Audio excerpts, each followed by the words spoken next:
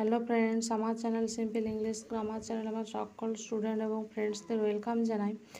আজ আমি টেন্সের নিয়মগুলি বলবো। তো দেখো, সিম্পলি প্রেজেন্ট টেন্সের নিয়ম কী হবে না, সাবজেক্ট প্লাস V1 মানে ভার্বের সঙ্গে এস বা ইএস প্লাস অবজেক্ট। সিম্পল পাস্টে কী হবে না, subject plus V1 plus object.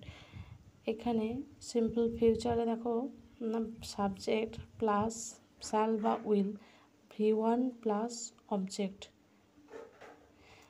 Simple present কন্টিনিউয়াসে হবে কি, subject plus am is are plus ভার্বের সঙ্গে আইএনজি যোগ এবং অবজেক্ট হবে। পাস্ট কন্টিনিউয়াসে সাবজেক্ট প্লাস ওয়াজ বা ওয়ের প্লাস ভার্বের ING plus object. Future continuous হবে না, সাবজেক্ট প্লাস উইল বি বা শ্যাল বি প্লাস ভার্বের আইএনজি এবং প্লাস অবজেক্ট।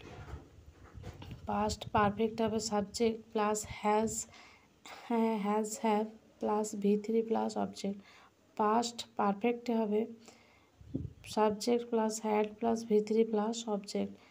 ফিউচার পারফেক্ট হবে এটা subject plus will have plus V3 plus object. আর প্রেজেন্ট পারফেক্ট কন্টিনিউয়াস হবে না, subject plus has have been plus ভার্বের সঙ্গে আইএনজি যোগ এবং অবজেক্ট হবে।